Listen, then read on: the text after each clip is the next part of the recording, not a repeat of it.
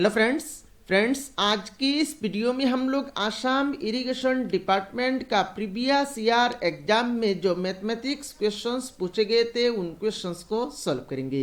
इससे पहले friends Assam irrigation department का प्रीवियस ईयर क्वेश्चन पेपर के ऊपर मैंने 4 वीडियोस आप लोगों को प्रोवाइड किया है। अगर आपने अभी तक उन 4 वीडियोस को नहीं देखा है तो इस वीडियो के नीचे आप लोगों को प्लेलिस्ट का लिंक मिल जाएगा। उस लिंक के ऊपर क्लिक करके आप उन 4 वीडियोस को एक करके देख सकते हैं। और फ्रेंड्स अगर आपने अभी तक अपना प्यारा चैनल को सब्सक्राइब नहीं किया तो सब्सक्राइब कर ले, ताकि आने वाले टाइम में आसाम इरिगेशन डिपार्टमेंट का एग्जाम रिलेटेड कोई भी वीडियो आपसे मिस ना हो। आज फ्रेंड्स जो क्वेश्चंस हम लोग सॉल्व करेंगे ये सारे क्वेश्चंस 2012 में आसाम इरिगेशन डिपार्टमेंट का जो एग्जाम हुआ था उस एग्जाम में पूछे गए थे। तो चलिए शुरू करते हैं आज की इस वीडियो।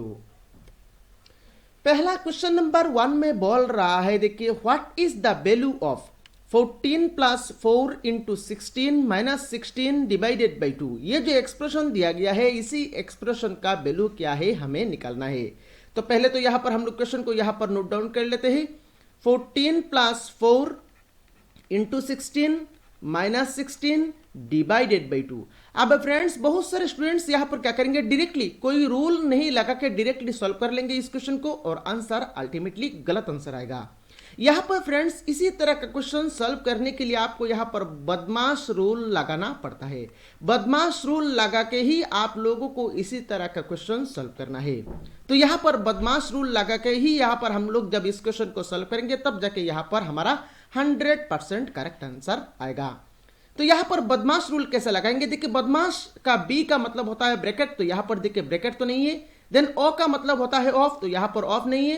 देन डी का मतलब होता है डिवाइड, तो यहां पर देखिए डिवाइड है। तो पहले यहां पर हम लोग क्या करेंगे, इस डिविजन का काम करेंगे। So this is equal to 14 plus 4 into 16 minus 16 divided by 2 करेंगे तो यह आ जाएगा आपका 8। 16 डिवाइडेड बाई 2 कर लिया और 16 डिवाइडेड बाई 2 करने के बाद ये आ गया आपका 8। तो हम लोगों ने डिवीजन का काम कर लिया। नेक्स्ट देखिए एम मतलब मल्टीप्लिकेशन, यहां पर देखिए मल्टीप्लिकेशन है तो यहां पर हम लोग नेक्स्ट स्टेप में हम लोग यहां पर मल्टीप्लिकेशन का काम करेंगे। This is equal to 14 plus 4 into 16 जब आप करेंगे तो यह आ जाएगा कितना 64 माइनस 8। अभी हम लोगों ने मल्टीप्लिकेशन का काम भी कर लिया। नेक्स्ट क्या आ रहा है, देखिए नेक्स्ट आ रहा है ए मतलब एडिशन, तो यहां पर हम लोगों को एडिशन का काम करना है। 14 प्लस 64 करेंगे तो यह आ जाएगा आपका 78, देन माइनस में 8। अभी यहां पर 78 माइनस 8 करेंगे तो यह आ जाएगा आपका 70। तो ये जो एक्सप्रेशन है इस एक्सप्रेशन का फाइनल आंसर आ गया आपका 70। और 70 देखिए ऑप्शन डी में दिया गया है, तो इस क्वेश्चन नंबर 1 का करेक्ट आंसर हो जाएगा आपका 70। मेरे ख्याल से इस क्वेश्चन नंबर 1 का सॉल्यूशन आप लोगों को समझ में आया होगा। फ्रेंड्स यहां पर इस तरह के क्वेश्चन आप हमेशा यहां पर बदमाश रूल लगा के ही यहां पर सॉल्व करिएगा। तो यहां पर चलिए नेक्स्ट क्वेश्चन नंबर 2 को सॉल्व करते हैं। क्वेश्चन नंबर 2 देखिए टाइम एंड वर्क से हर एग्जाम में एक क्वेश्चन पूछा जाता है। तो यहां पर टाइम एंड वर्क का टॉपिक को आपको अच्छी तरह से पढ़ना है। इस क्वेश्चन नंबर 2 भी यहां पर टाइम एंड वर्क से पूछा गया है। इसमें क्या बोल रहा है, देखिए 18 men can do a piece of work in 24 days, then in how many days 27 men do the same work। मतलब अगर 18 men किसी एक काम को 24 डेज में करते हैं तो सेम काम को 27 men मिलके करेंगे तो कितना दिन टाइम लगेगा उस वर्क को करने के लिए। तो कैसे करेंगे, इस तरह का क्वेश्चन करने के लिए एक फॉर्मूला होता है फ्रेंड्स, आप कभी भी नोट डाउन कर लीजिए। M1 D1 is equal to M2 D2। M1 मतलब नंबर ऑफ मैन, D1 मतलब नंबर ऑफ डेज, M2 मतलब number of man and D2 मतलब नंबर ऑफ डेज। तो यहां पर देखिए M1 का वैल्यू कितना दिया गया है, यहां पर M1 का वैल्यू दिया गया है आपका 18, D1 का वैल्यू दिया गया है आपका 24। M1 मतलब नंबर ऑफ मैन 18 है तो 18 लिख लिया और D1 का वैल्यू D1 मतलब नंबर ऑफ डेज और नंबर ऑफ डेज यहां पर दिया गया है 24 तो 24 लिख लिया। M2 मतलब नंबर ऑफ मैन, तो नंबर ऑफ मैन यहां पर दिया गया है 27। D2 यहां पर हम लोगों को निकालना है तो D2 equal to question mark. अभी यहां पर हम लोग करस्पॉन्डिंग वैल्यू को यहां पर इस फॉर्मूला के ऊपर पुट कर लेंगे। तो M1 कितना है 18 इंटू D1 कितना है 24 इज इक्वल टू M2 कितना है 27 इंटू D2 हमें निकालना है। तो यहां पर अभी हम लोगों को सिंप्लीफाई करना है। देखिए यहां पर देखिए 9 से काटेंगे तो ये 9 3 जार 27 9 2 जार 18 नेक्स्ट 3 से इसको काटेंगे तो 3 8 जार 24 हो गया। नेक्स्ट यहां पर 2 इंटू 8 करेंगे तो यह आ जाएगा आपका 16 और इस साइड में है D2 हमें D2 निकालना है तो D2 आ गया 16 मतलब अगर 27 मैन मिल के उस काम को करेंगे तो 16 डेज टाइम लगेगा और 16 डे की ऑप्शन बी में दिया गया है। तो इस क्वेश्चन नंबर 2 का करेक्ट आंसर हो जाएगा आपका ऑप्शन बी और मेरे ख्याल से इस क्वेश्चन नंबर 2 आप लोगों को समझ में आया होगा इसका सॉल्यूशन। चलिए नेक्स्ट क्वेश्चन नंबर 3 को सॉल्व करते हैं। क्वेश्चन नंबर 3 थोड़ा सा हाई लेवल प्रॉब्लम है, मैं आप लोगों को अच्छी तरह से धीरे धीरे समझाऊंगा ताकि हर स्टूडेंट को यहां पर समझ में आ जाए। यहां पर मैं कभी कभी मैथमेटिक्स का क्वेश्चन थोड़ा सा धीरे इसीलिए समझाता हूं ताकि हर एक स्टूडेंट्स को यहां पर समझ में आ जाता है। बहुत सारे स्टूडेंट्स को यहां पर मेरा प्रोसेस स्लो लगता है। देखिए बहुत सारे स्टूडेंट्स यहां पर मैथमेटिक्स में वीक होते हैं, इसीलिए मैं यहां पर थोड़ा सा धीरे समझाता हूं ताकि हर एक स्टूडेंट्स को यहां पर समझ में आ जाए। चलिए इस क्वेश्चन को सॉल्व करते हैं। थोड़ा सा हाई लेवल क्वेश्चन है, आप लोग यहां पर ध्यान से देखिएगा इसका सोल्यूशन। इसमें बोल रहा है देखिए a salary increased by 10% and then decreased by 10%। मतलब ए का सैलरी कितना था हम लोगों को पता नहीं है। ए का सैलरी पहले तो क्या पहले तो 10% इंक्रीज हुआ है, उसके बाद फिर से 10% डिक्रीज हो गया है। द चेंज इन सैलरीज तो कितना चेंज हुआ है ए का सैलरी में हमें निकालना है। तो ए का देखिए ओरिजिनली ए का सैलरी कितना था, ओरिजिनली ए का सैलरी कितना था ये हमें मालूम नहीं है। तो कैलकुलेशन को आसान करने के लिए हम लोग यहां पर ओरिजिनली ए का सैलरी 100 मान लेते हैं। ओरिजिनली ए का सैलरी हम लोगों ने ₹100 मान लिया। अब देखिए पहले तो क्या किया गया है, पहले तो ए का सैलरी 10% इंक्रीज हुआ है। आप 10% किसका, इस 100 का, तो 100 का 10% देखिए 100 का जब आप 10% करेंगे तो कितना आएगा। देखिए 100 इंटू 10% मतलब 100 इंटू 10 डिवाइडेड बाई 100 100 कैंसिल हो गया तो 10 आ गया। दैट मीन्स 100 का 10% करने के बाद कितना आता है 10 आता है और 100 के साथ जब हम लोग 10 को ऐड करेंगे तो ये कितना बन गया, ये बन जाएगा आपका 110। दैट मीन्स एक का सैलरी पहले 100 था, 10% इंक्रीज होने के बाद इसका सैलरी हो गया 110। फिर से क्या हुआ है, फिर से यहां पर 10% डिक्रीज हुआ है, मतलब 10% माइनस हुआ है। किसका 10% माइनस हुआ है, 110 का।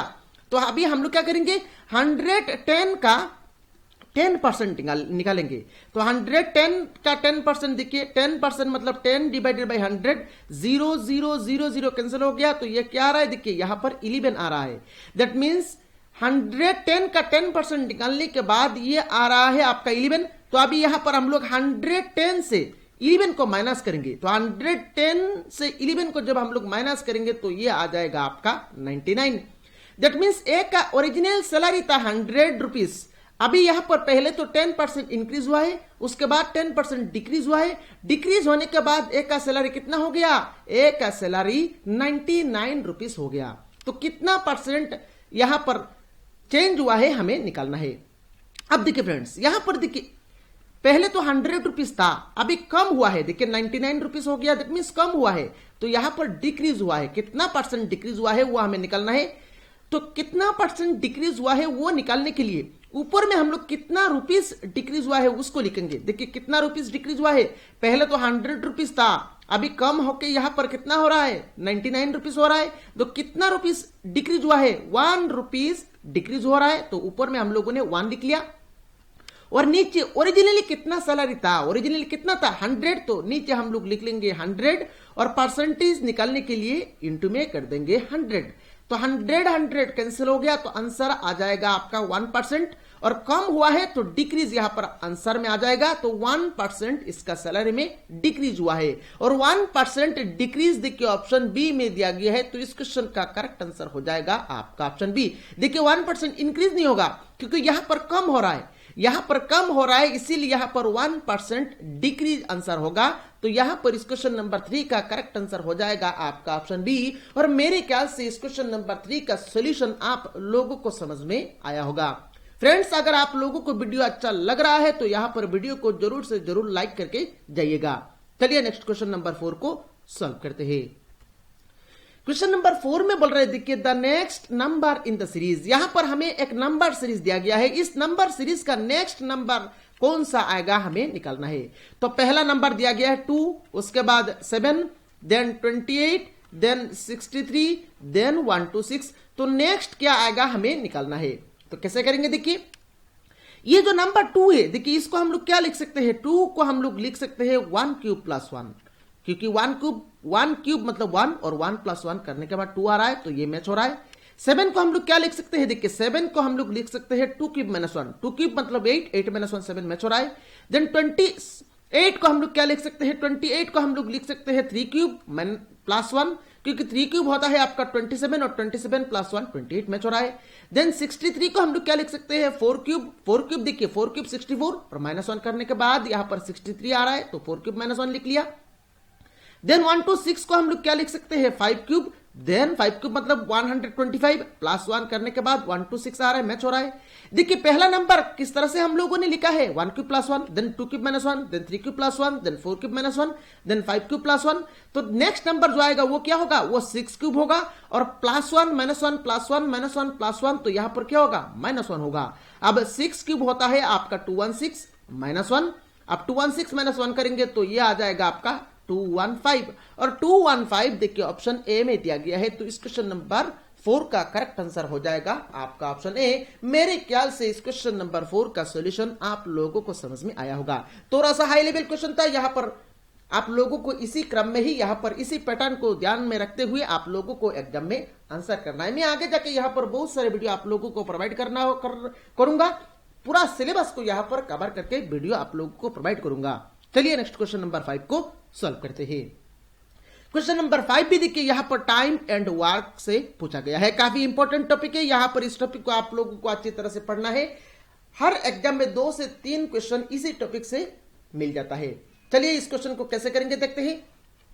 इस क्वेश्चन नंबर 5 में बोल रहे देखिए A can do a piece of work in 12 days and B can do it in 24 days. मतलब ए किसी एक काम को 12 डेज में करता है एंड बी उसी सेम काम को 24 डेज में करता है। They started the work together, दोनों ने एक साथ काम करना शुरू किया। Calculate the number of days to complete the work, तो अगर दोनों एक साथ करेंगे तो कितना दिन में उस सेम काम को करेंगे हमें निकालना है। तो कैसे करेंगे देखिए, इस तरह का क्वेश्चन कैसे करेंगे मैं शॉर्ट ट्रिक की मदद से आप लोगों को समझाऊंगा। यहां पर दिया गया है देखिए ए किसी एक काम को 12 डेज में करता है, बी सेम काम को 24 डेज में करता है। तो अगर दोनों ए प्लस बी दोनों मिलकर करेंगे तो कितना दिन में कंप्लीट करेंगे वो हमें निकालना है। तो कैसे करेंगे, पहले तो यहां पर हम लोग 12 और 24 का एलसीएम ले लेंगे। तो 12 और 24 का एलसीएम कितना आएगा 24 आएगा, और इस 24 का ये जो 12 और 24 का एलसीएम लेने के बाद 24 आया है, इस 24 को हम लोग क्या मानेंगे, इस 24 को हम लोग टोटल वर्क मान लेंगे। दैट मीन्स हमारे पास टोटल वर्क 24 यूनिट्स है। ठीक है, ए किसी एक काम को 12 डेज में करता है, बी उस सेम काम को 24 डेज में करता है। हम लोग यहां पर शॉर्ट ट्रिक की मदद से यहां पर सॉल्व कर रहे हैं। पहले तो यहां पर हम लोगों ने 12 और 24 का एलसीएम ले लिया। 12 और 24 का एलसीएम आया है 24। इस 24 यूनिट्स को हम लोगों ने टोटल वर्क मान लिया। अब देखिए ए इस 24 यूनिट्स काम करने के लिए 12 डेज लगाता है। ए इस 24 यूनिट्स काम करने के लिए 12 डेज लगाता है, तो ए एक दिन में कितना यूनिट्स काम करेगा 24 डिवाइडेड बाई 12, 24 डिवाइडेड बाई 12 करेंगे तो ये आ जाएगा आपका 2 यूनिट्स। मतलब ए एक दिन में 2 यूनिट्स काम करेगा। सिमिलरली देखिए बी इस 24 यूनिट्स काम करने के लिए 24 डेज टाइम लगाता है, तो बी एक दिन में कितना काम करेगा 24 यूनिट्स डिवाइडेड बाई 24 करेंगे तो ये आ जाएगा 1 यूनिट। तो ए एक दिन में 2 यूनिट्स काम करता है, बी एक दिन में 1 यूनिट काम करता है। अब देखिए तो ए और बी दोनों मिलके एक दिन में कितना यूनिट्स काम करेंगे, ए और बी दोनों मिलके एक दिन में देखिए 2 यूनिट्स प्लस 1 यूनिट मिलके 3 यूनिट्स काम करेंगे।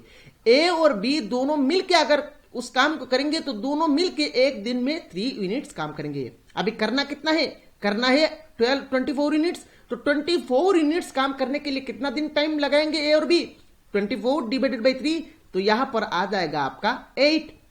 8 डेज। और 8 डेज देखिए ऑप्शन ए में दिया गया है, तो इस क्वेश्चन नंबर 5 का करेक्ट आंसर हो जाएगा आपका ऑप्शन ए। मेरे ख्याल से इस क्वेश्चन नंबर 5 का सॉल्यूशन आप लोगों को समझ में आया होगा। तो फ्रेंड्स यहां पर इस वीडियो में सिर्फ इतना ही, बाकी जो फ्रेंड्स जो क्वेश्चंस रह गया है उन क्वेश्चंस का सॉल्यूशन जल्द से जल्द मैं आप लोगों को प्रोवाइड करूंगा। यहां पर नेक्स्ट पार्ट में हम लोग यहां पर इंग्लिश सेक्शन को भी देखेंगे, इंग्लिश में जो क्वेश्चंस पूछे गए थे उनको भी यहां पर मैं आप लोगों को सॉल्यूशन करके यहां पर प्रोवाइड करूंगा। मैथमेटिक्स का और भी क्वेश्चन है, रीजनिंग का भी और भी क्वेश्चन हमारे पास है, एक एक करके सभी क्वेश्चन यहां पर सॉल्व करके मैं आप लोगों को वीडियो के रूप में आप लोगों के सामने लेके आऊंगा। अगर आपने अभी तक इस वीडियो को लाइक नहीं किया, इस वीडियो को लाइक कर ले, इस चैनल को सब्सक्राइब नहीं किया तो सब्सक्राइब कर ले, ताकि आने वाले टाइम में इसी तरह का कोई भी वीडियो आपसे मिस ना हो। Thank you friends for watching this video.